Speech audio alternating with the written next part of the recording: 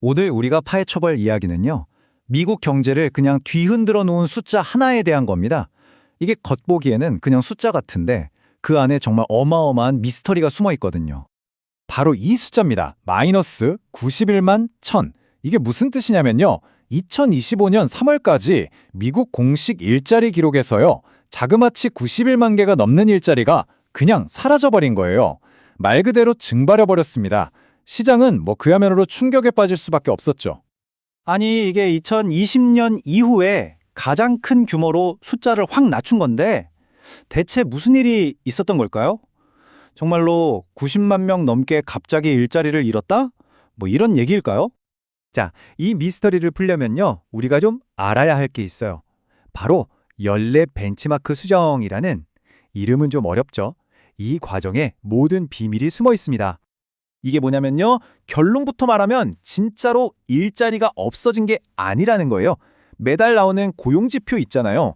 그건 일종의 속보치 같은 겁니다. 일단 빨리 발표하는 거죠.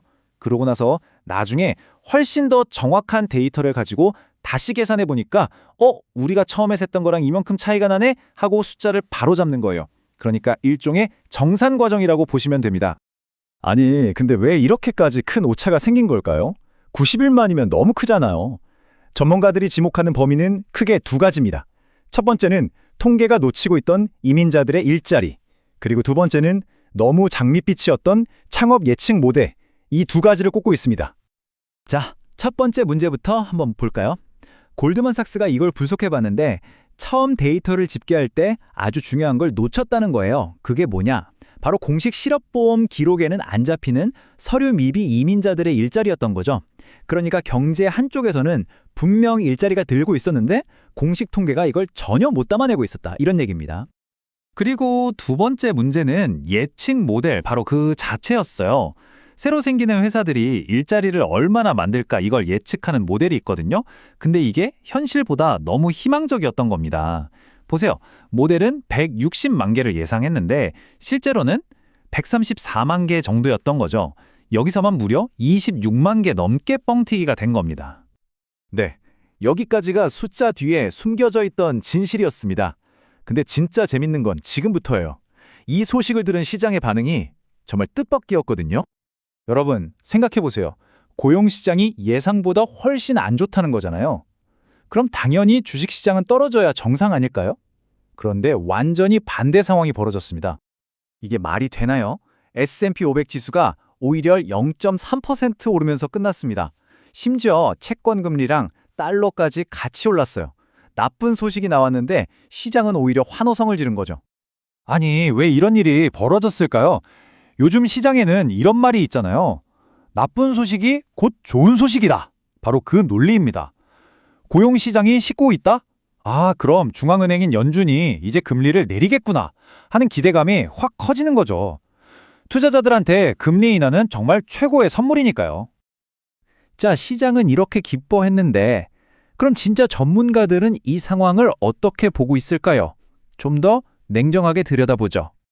재밌는 건 이거예요. 시장은 깜짝 놀랐을지 몰라도 정작 금리를 쥐고 있는 연준은 별로 놀라지 않았을 거라는 분석입니다. 노무라증권 같은 곳에서는 연준은 이미 알고 있었을걸? 이렇게 보고 있어요. 파월 의장도 이미 이런 큰 폭의 하향 조정을 암시한 적이 있었거든요. 실제로 숫자를 한번 뜯어보니까요. 2024년 4월부터 2025년 3월까지 월 평균 일자리 증가 폭이 원래는 14만 9천 개였거든요. 이게 7만 3천 개로 그냥 반토막이 나버린 겁니다. 정말 엄청난 차이죠. 그런데 JP모건은 여기서 아주 중요한 포인트를 짚어줘요. 잠깐만, 근데 수정된 숫자 7만 3천 개, 이거 최근 평균인 5만 8천 개랑 그렇게 큰 차이 아니잖아? 라고요. 이게 무슨 말이냐면 경제가 갑자기 쿵 하고 무너진 게 아니라는 거예요. 원래부터 천천히 식어가고 있었는데 그 추세가 이번에 숫자로 딱 확인됐을 뿐이라는 거죠. 자, 그럼 제일 중요한 거, 이 모든 게 연준의 다음 결정, 그리고 결국 우리 지갑 사정에 어떤 영향을 미칠까요? 그래서 시장의 결론은 아주 심플합니다. 이 정도면 연준이 금리 내릴 명분이 충분하네? 그래서 다가오는 9월에 0.25%포인트 금리 인하할 거란 예상은 이제 거의 기정사실처럼 받아들여지고 있습니다. 이제 사람들의 관심은 그래서 몇 번이나 내릴 건데 이걸로 옮겨가고 있어요. 대부분의 투자은행들은 올해 말까지 최소 2번, 많으면 3번까지도 금리를 내릴 거라고 보고 있습니다. 심지어 시티은행 같은 곳은 더 구체적이에요. 9월, 11월, 12월 이렇게 연달아서 3번 딱딱딱 내리고 올해를 마감할 거다. 이런 시나리오까지 제시하고 있습니다.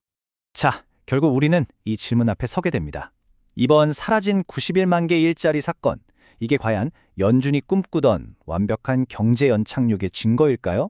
아니면 우리가 아직 보지 못하고 있는 더 큰 경기 침체의 시작을 알리는 첫 번째 사이렌 소리일까요? 이 질문에 대한 답은 앞으로 시장이 보여주겠죠?